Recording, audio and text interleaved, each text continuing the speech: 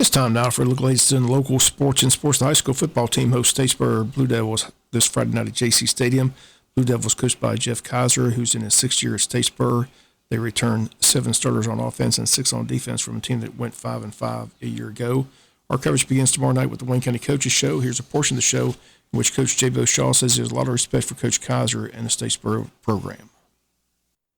Yeah, I think, Coach Kaiser, you look over his career, he's won a lot of games. He's, been very successful and has been doing it a long time. So, got a lot of respect for him and his football program in Statesboro. And,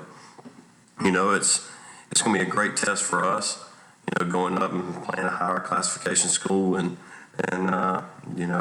we'll see again where we stand, where we got to get improvements before this region stretch that's coming up on us.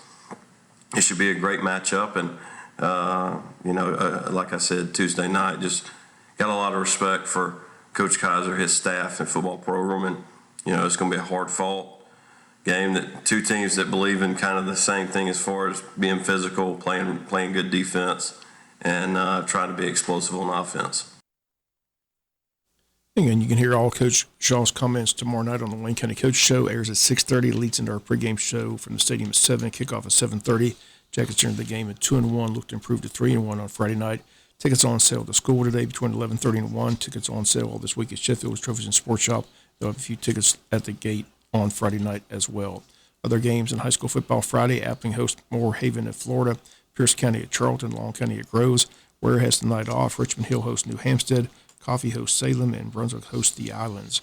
Reminder, the JV football team in action this afternoon at 5 p.m. They head to Statesboro. On Wednesday, Martha Bucket defeated McIntosh Middle School football team 26-20. Titus Wallace threw for 2 touchdowns and caught 2 more. Octavius Liggett, the quarterback, also threw for 2 TDs. Varsity girls volleyball team was in action Wednesday at home hosting Tattnall County. Wayne wins the best-of-5 match, 3 matches to 1. After the match, we had a chance to talk with head coach Kayla Hobbs.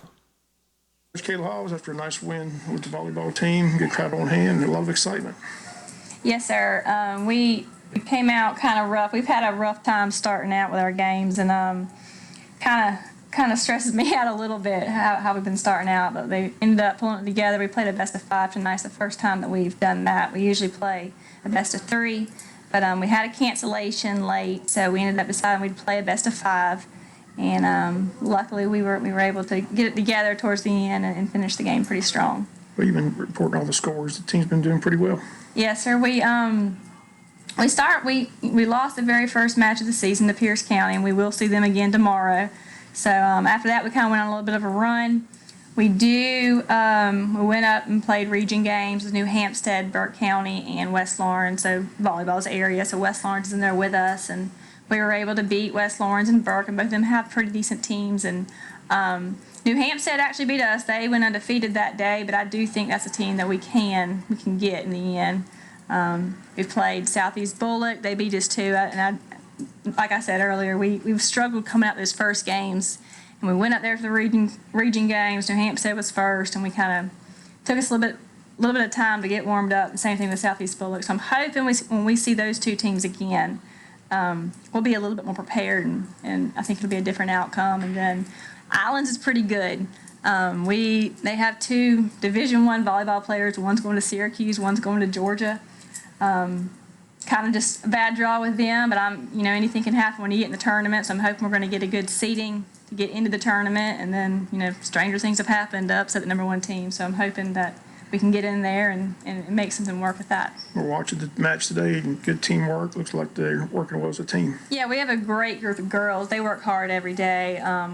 Not a whole lot of complaints out of this group. I really enjoyed coaching them, and it's really fun coming to a team every day that really wants to work hard and they really want to do good, and very grateful for that, and they are good teammates. They've been just a really good group to have, and I do I look to see a lot of things come out of them by the end. Okay, well, congratulations. Thank you.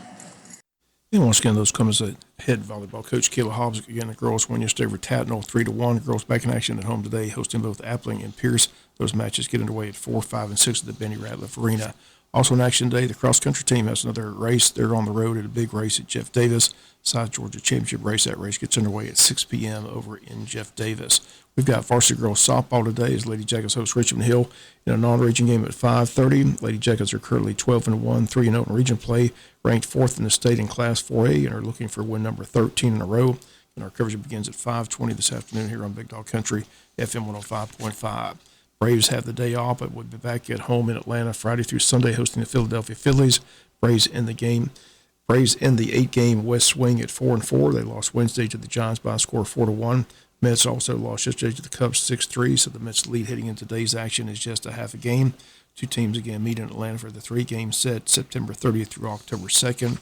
Major League Baseball history made last night. It involved former Glen Academy pitcher Adam Wainwright, who made his 325th start with his catcher, Adiel Molina.